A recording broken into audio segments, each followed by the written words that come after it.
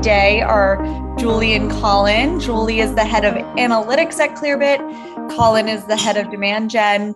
And the two of them have really built this stellar best-in-class lead qualification system and really thought a lot about the whole process and have tons of insights to share with us today. I'm sure a lot of you have read the playbook that they put out on this, and I found it extremely helpful and fascinating. So I'm excited to go a little bit deeper into it today. So if you have any questions throughout, feel free to just unmute and speak, or you can, but maybe don't unmute if you're moving around. But if you want to ask a question, you can just go ask your question, or you can write it in the Zoom chat, or you can write it in the AMA channel chat in our Slack community so that others who are stalking the community while they're in other less interesting meetings can hear what's going on as well. So really excited for you both to be here. I am pumped to learn from you today. I have a couple of questions prepared, but first I'd love to just get a better understanding of both of your backgrounds at Clearbit and specifically what you work on, both related to lead qualification, but all the other fun stuff that you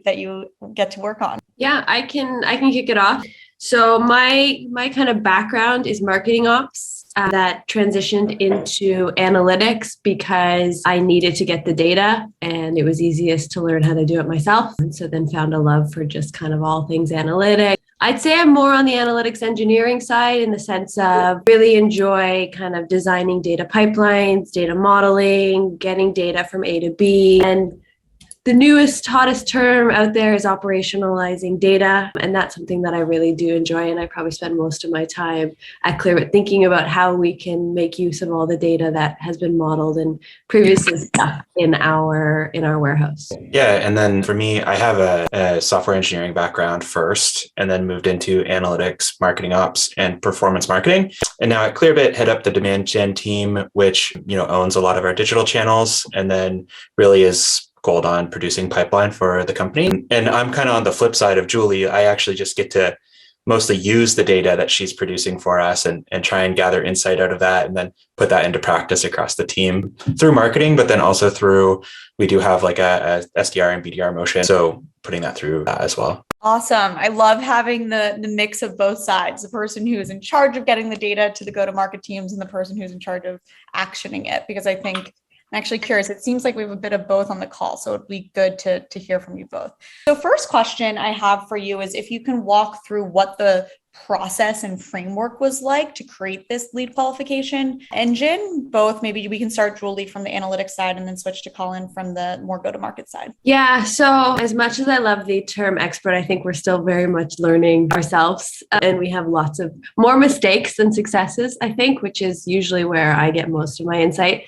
So our framework came because we just thought we needed one, right? So we were a small company, we had the tools, we had the ability to do it. So we just built what we thought we needed. And so we built this scoring model on intent and on behavioral data along with the firmographic data, right? So what they're doing, how they're engaging, and we did a score from 0 to 100. No actual kind of data science in our first pass because we didn't have any historical data. So we just went off of what are the offers that are converting at a higher rate? Which ones are we getting feedback from the sales team that are converting at a higher rate? So a little bit of data, a little bit of feedback from the team, and understanding like what has historically performed well that gets scored higher. And then just sort of arbitrarily adding like 20 to this, we kind of did 20, 40. If you look at it, you'll giggle because there was a framework in there, and then it just started to become random scored of value that we assign. That's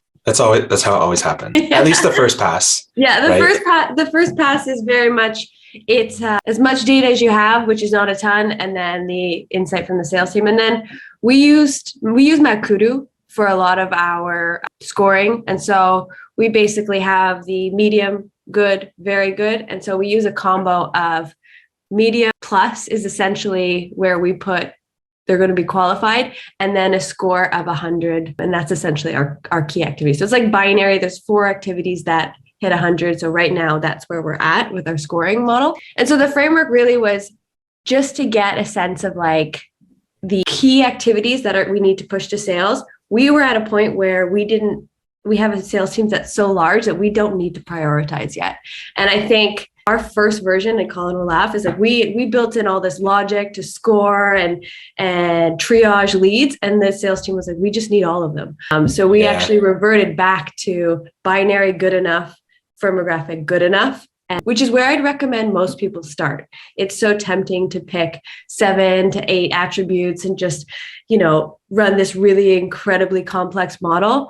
What we found was A, no one used it, and B, it was far above where we actually needed to be. We just needed some kind of yes, no, are they a good enough lead, and have they done enough in order for our sales team to be able to engage? So that was the original framework. That's where I started. I'm going to let Colin kind of jump in because he's kind of had the sales end and demand end experience of using that. Yeah, we basically, how you say like, crawl, walk, run. We started at sprint and then realized that that's not stable, and then went back to. And I think most people do. I don't think you're alone. No, totally. Like in operations or any like analytics role, you always overcomplicate for some reason. But really, the best thing to do is to keep it simple, and that is what we did. We call it run in our process, but I'd say it's still fairly simple. And I think Julie kind of is playing it down a little bit. We're still with our scoring system, saying about 50% of the people who actually come in the door are folks we care about or folks that might get value out of Clearbit. So it's not like we're just actually talking to every lead ever. It really is still like a sort of a 50% cut. I will say in that though, because our scoring model is automatic and based on machine learning, we also do have triggers for folks who don't get scored well to actually like self-select in to actually get contacted or to basically raise their hand or showcase that they're a good fit. So we use things like questionnaires or surveys or responses to specific emails as a potential trigger to get them into the door, and basically just not totally gone from our world. And then in practice, we took one pass, which was this like the scoring framework and the qualification framework. We also are doing like a crawl, walk, run when it comes to how our sales teams are actually working those leads. So we started, when I joined, there was just an SDR team, and there were also some level of self-serve and upgrade paths, but generally we just had, a few SDRs. And as we've gone the past couple of years, we've started to include, like a BDR team, which includes cold outbound or working maybe lower intent leads than hand raisers. And then we've also started to pass leads directly to the sales team instead of just, forcing them through the process. We're trying to accelerate their journey and get them in the hands of sales really quickly. And that's happened over, kind of like a 2-year period, basically, and maybe even a little bit shorter than that, really, about a year. We've gone from just a few SDRs to now having a team of 20 SDRs and BDRs, and then also handing leads directly over to sales. And so when you went from this crawl, walk, run, was it that so you went to sprint and then you said, okay, we need to take a step back. We need to be very simple. And so we're going to start back with crawl. When you got a little more advanced in your lead scoring or your lead qualification process, do you mean that both from actually modeling what is a good lead or also the rigor around the sales team and who reaches out to which leads? It was both, for sure. Yeah. And I will say we implemented MadKudu and then eventually moved to relying directly on MadKudu as kind of our main component of scoring. For anyone who doesn't know, they do like a machine learning based lead score based on historic data and then also engagement on your digital properties or basically whatever data you can send them. They're able to model that. And so, like originally it was very binary. We had, maybe one piece of firmographic data that we were looking at and saying good fit, bad fit. Right. And then as we move to using MadKudu, they're looking at such a breadth of different scoring fields and different, engagements, et cetera, that now we feel fairly confident in that score. And that is actually now our kind of main scoring system. And so how do you actually operationalize it? Like you surface a different, like once the lead is good, that gets sent to a sales rep and then they're able to action it? Yeah. So all of our events are tracked through Segment. And so every event gets tracked, it moves through Trey, and then Trey basically within kind of, I want to say seconds, but it's minutes of the leads coming through, sends it through to Salesforce with all the data of what they've done. And then the MadKudu almost immediately updates their score. And then our routing goes, have they done, what they need to do? And is there firmographic data where it needs to be? And then Colin also mentioned we have a lot of fail safes, because what we were noticing, and I think everybody, it's hard to admit as someone in the data world, but like data's not perfect, right? And so if you're relying on data as the only way to route leads, you're missing so many good quality leads. And so we've added in, email nurturing campaigns to allow people to self-select back in. And then we have a engagement scoring model that runs using all of the events in Segment, and then we model it in DBT. And so each, contact that we have in our database, we're kind of keeping a score, and we have that score of them and what they've done, and sort of that accumulates over time. And then we have that ability to prioritize leads that maybe didn't necessarily hit the binary, the current model is right now binary, did they do it or not? But there's additional background scoring that's happening on every single one of those leads to surface higher quality leads that maybe haven't quite hit the 100. So there's just there's the first pass to speed to lead to the ones we know, maybe the VIP or whatever we want to call them, and then the secondary hand raisers, and then the fail safe to make sure that we're catching everybody. Because if we relied on one system, we'd likely miss some leads that our sales team could follow up with. And we've identified that. We actually, through analysis, found that some of the lows that we had excluded had come back in and found their way in, and were actually worth. We poorly scored them on the firmographic data, and they were actually much better leads than we had originally scored them as. So, yeah. So in that situation where you say, okay, this lead wasn't scored well, I learned something new, I need to adjust my scoring model. How do you then have the feedback loop from the analytics, the sales team, what they're seeing on the front line, back to the analytics team? Yeah, so we get the team to put in DQ reasons, make sure that they're following the process, because that's the best way for us to know what's working and what's not, making sure they're in the right stages, they just need to follow that sales process, and then we're able to readjust the model. So once we've heard enough feedback and we've collected enough data, we can go into MadKudu, select a different sample size, adjust, change attributes, take in that feedback. It's not something we do all the time, because if you were changing your ICP every single week, that's another problem that I'm sure many of you have experienced. You need to make sure that the company's on board, and it's not just analytics and demand that gets to decide who the ICP is. There's a lot of meetings with sales. There's a lot of discussions that need to happen. So we usually let it run for long enough to collect data, get some feedback, and then there's the cycle where you need to engage with sales and make sure that there's buy-in from sales and marketing as well before you put the next version out. Awesome. Chris, I really like your questions in the Slack if you want to unmute and ask. It's a pleasure to meet you, Julie, and curious how you are using your surveys and questionnaires initially, and how some of those questions over time have changed, and how you've aggregated that qualitative intent data with other sources of intent data. That's a fantastic question. I'll take the first part, which is the kind of core reason we use a questionnaire on the front end. Basically, if we're scoring a lead as soon as they put their email into a form on our website. So as soon as they input an email, we're reaching out to our scoring model, and then it's coming back with, low, medium, high, good, or very good. If they fit in that low bucket, which are the leads that we don't consider qualified, we're serving them up a questionnaire and basically asking them some core questions to, would they be a good fit for our products, right? And then if they answer those questions correctly, basically answering for things that we know you need to be a good customer of Clearbit, we're actually still surfacing that to the SDR team, right? So that's the kind of core place that we use surveys today, or questionnaires today, is to actually make sure that if we score someone low and we were wrong, they have a way to self-select in, basically. Yeah, and in terms of tracking that, we'll tag that as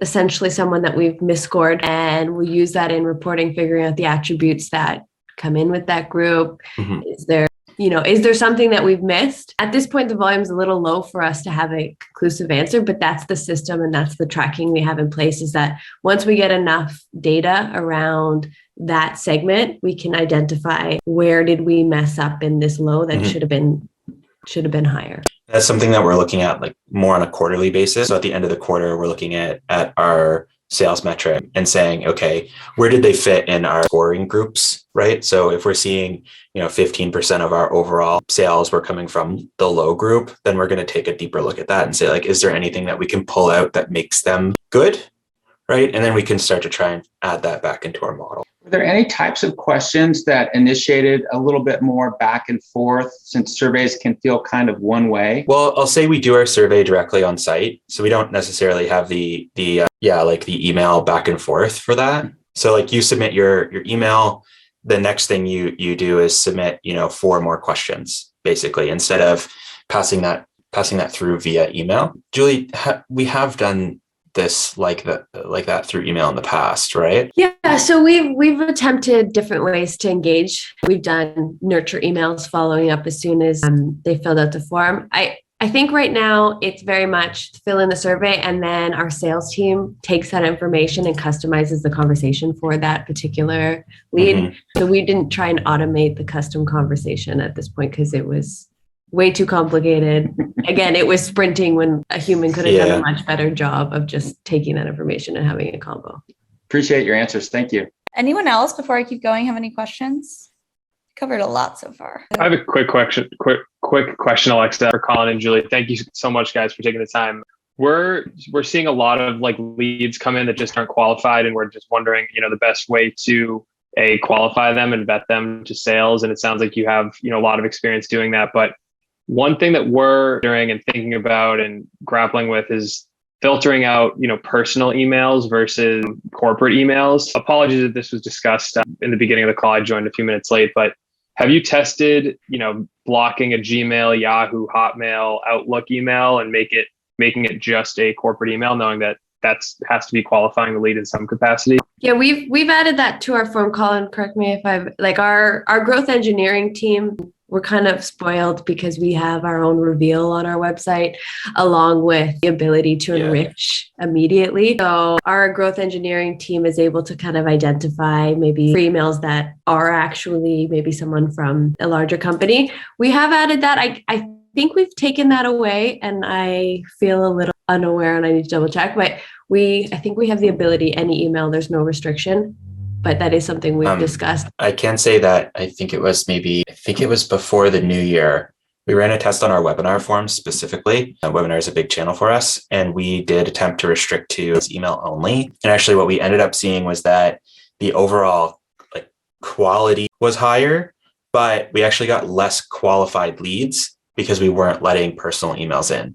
So even though the conversion rate from total lead pool to quality lead was higher, the total absolute number of qualified leads was actually becoming lower. So it's tough, but I think you need to find other mechanisms to pull out the qualified folks from personal email. And the other piece is I think it very much depends on your business too, or the type of content that maybe they're, or whatever they're engaging with. It can depend. Webinars, ebooks, etc. Anything that you're gating that isn't a hand raise motion, maybe you don't want to restrict, but on demo requests or free trials or what have you, so that you could look into it. Cool. Thank you. And I'll actually say one other thing on that. So in the past, when we've had leads come in the door that we didn't consider qualified, we'd actually do essentially an automated email. And we do this to some degree at Clearbit, but we did it even more aggressively at companies I've been in the past. We would send an email that basically says our product starts at X dollar value. If this feels right to you, then email us back. If not, a nice thank you and goodbye. But it's just another way of trying to get the total number of qualified leads down, or the total number of people you actually need to speak to manually. A little bit lower. And would you feature that price point? Did you guys have a freemium model at that past company with different tiered plans where people could see, oh, this price is this, but then I'm seeing this price for enterprise, and people would just get sticker shock and sign up, or just still request a demo, so they're then sold on a lower tier product, and takes away from the 30 minutes from your salespeople? Yeah. So the company I'm thinking of, we were not self-serve. It was all sort of a sales-led motion. But I will say, if you have someone coming in the door, and we do this at Clearbit too, if you have someone come in the door who may not be a fit for the sort of business plan of your product, you can try and guide them to the other plans or the free tools. So we do that at Clearbit as well. One of our pathways, if you're a low fit lead, is that we'll suggest that you look into our free tools instead of actually talking to a salesperson right away. Right. Yep. So you can kind of guide them through through that path a little bit more automatically, but still leaving them room to like raise their hand and say, no, like I really want to talk to a salesperson. And I think you kind of just have to take those calls. Yeah, that's the unfortunate truth. Yeah. Anyone else? Anything on your mind? It looks like Sandy, you had a question that Olivia was also curious about. I think you may have answered this, but I'm curious about how often you're updating the attributes you have in Mad Kudu. I think you said, was it quarterly, or is that quarterly only for kind of updating based on sales feedback? We do analysis quarterly on it. I would say that we update our Mad Kudu. We're short a marketing ops person, so the goal would be every 6 months. We probably, in reality, if I'm going to be honest with everyone on this call, do it like once every 9 months. Yeah. So it's a lot of work to do it. It's not just like the actual technical requirements are almost nothing. You can do it in a 5-minute sitting if you wanted to do, but obviously the definition of ICP and the changes to your what is a good lead is a very big part of the core business and the sales motion. So yeah, and now that our teams are much larger, we've doubled essentially in the past year.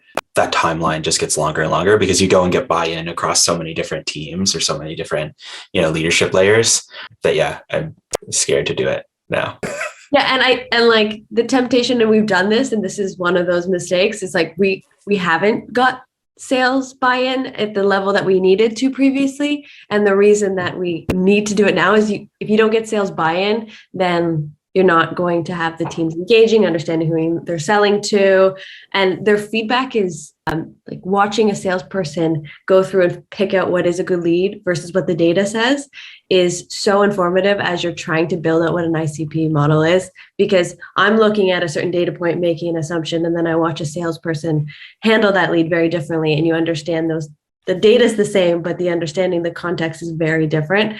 And so the way you weight it, the way you score it becomes different, understanding how sales actually handles it. So yeah, it's a step you can't miss. It's probably the most important step. Like the tech behind lead scoring and lead qualification is, obviously becoming easier and easier as tools have built out the capabilities to do it. It's really getting the alignment with sales and marketing.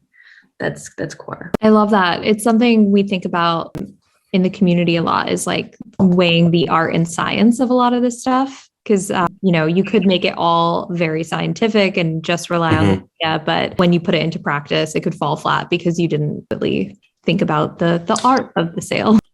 And then the other piece to that too is like, if you're building a model on historics, they're historics. So if you're trying to go after a new market, a new industry, or something that you haven't done before, you actually need to take that into account and maybe score differently or ignore scoring altogether when you're going after that. That's something that we've also done in the past where we were very narrowly focused for such a long time. And then when we wanted to expand and sell to more people, well, they were actually being scored lower because our historics were saying that they weren't good fits, right? Because we were DQing them. So it's just something to keep in mind. Like that's another part of the art. It's not just the data piece that actually goes into the scoring. Such a good. How would you say, what is the split between art and science? I mean, unless you're like a Reddit or an eBay, it's going to be mostly art. Anybody selling B2B enterprise SaaS, like good luck getting anything that's just statistically significant and like really rooted in science. I think data is a great way to help identify attributes that might have been missed, to identify trends. But I would say, given our size, given the amount of customers, given kind of the sales cycle, it's much more art than I'd like it to be, that I've built the models to work than I would intend it. But once you go, you talk to the salesperson, they have the same answer as your analysis, right? So there's a lot of like on the ground information that you can get by just working with sales and really understanding the sales process. I totally agree for what it's worth. Colin, what's your perspective? Yeah, I think I agree. It's a lot of art. You can do as much as you want on the data side, but you can also over engineer if you just look at the data and kind of like shoot yourself in the foot very easily because you're looking at things that maybe are biased because the numbers are so low. Yeah. Robin, you had a question more on the data side. Robin still here? Hello, everyone.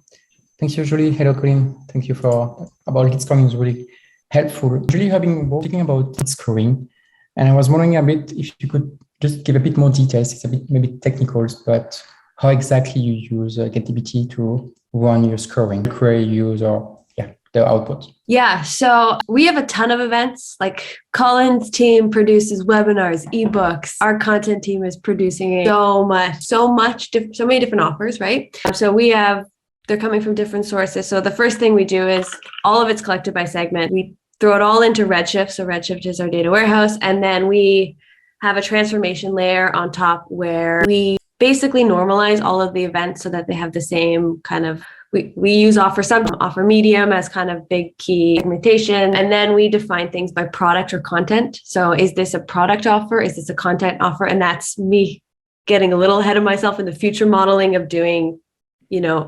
product-led kind of scoring versus content-led scoring. And so every single one of the offers that Colin's team is producing gets scored between 0 and 100, product or content. And then they're all union together in a query. And we look at the last 60 days and we kind of sum up the score of the last 60 days. And that's their activity score.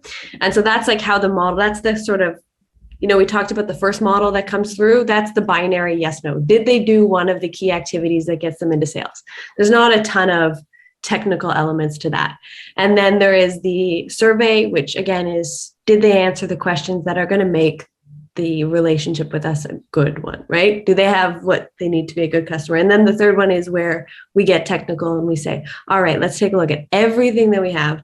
Let's score it from 0 to 100, unit it all together and look at the last 60 days. We also have 30 days because I like to build everything. Like I said, I still can't help it. I know better, but I still will build in more complicated things. So a 60-day kind of activity window and a 30-day activity window. And we score that as the activity score and kind of pump it back into our Salesforce so that our team can filter on that and identify any leads that are close to or have engaged heavily in the past period of time.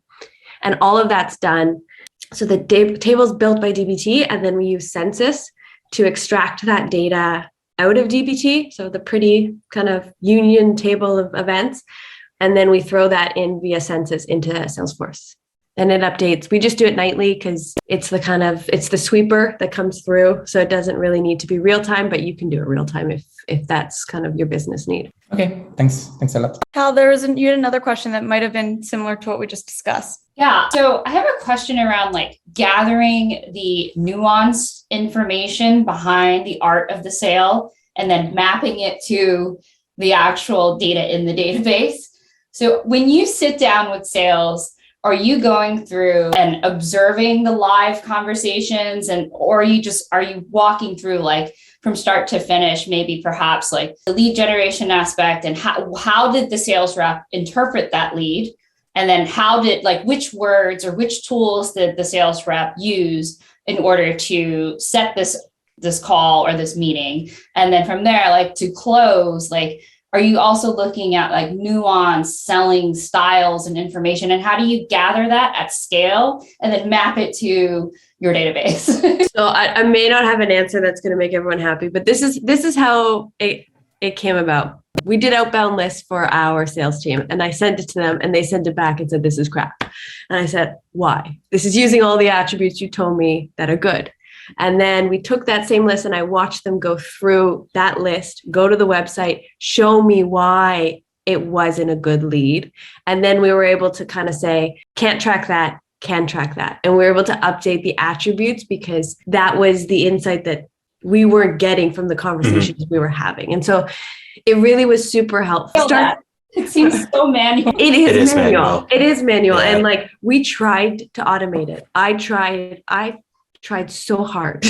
I used every different attribute, every filter I could, and I'd go back and I just wanted to get that perfect calculation of ICP. And every time they'd send it back with no, not touching this one. No. And so then we said, okay, show me why, because this looks good to me. This doesn't look good to you.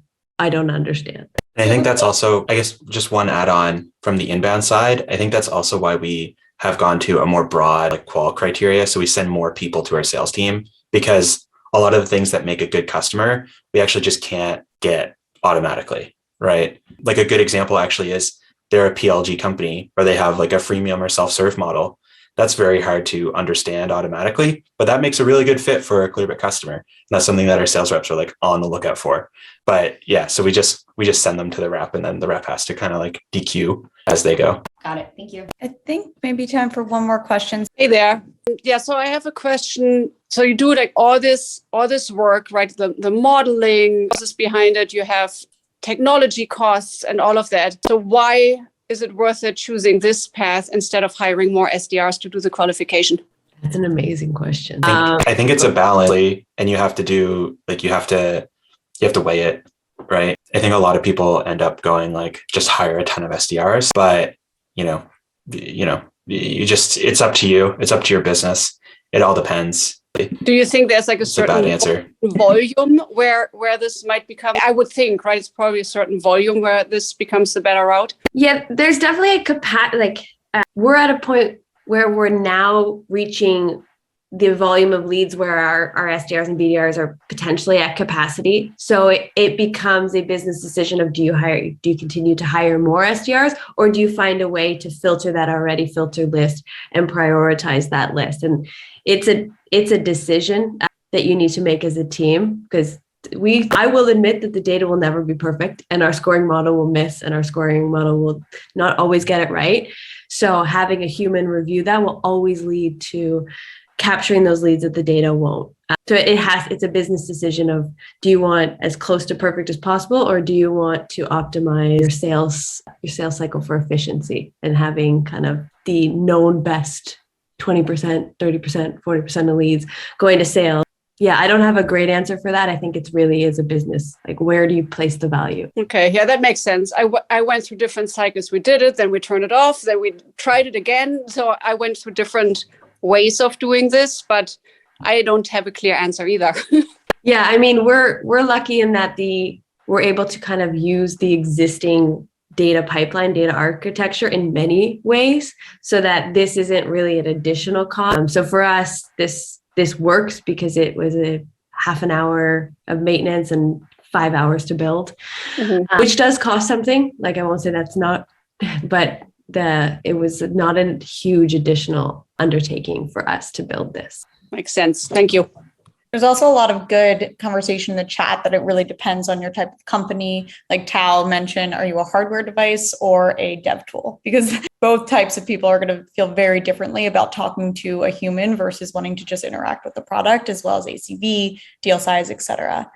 One question that I know we touched on, and maybe we can answer in the last 3 minutes, is you said the hardest part on all of this is getting buy-in across the entire company, because this is not just a data decision. This is not just a demand decision.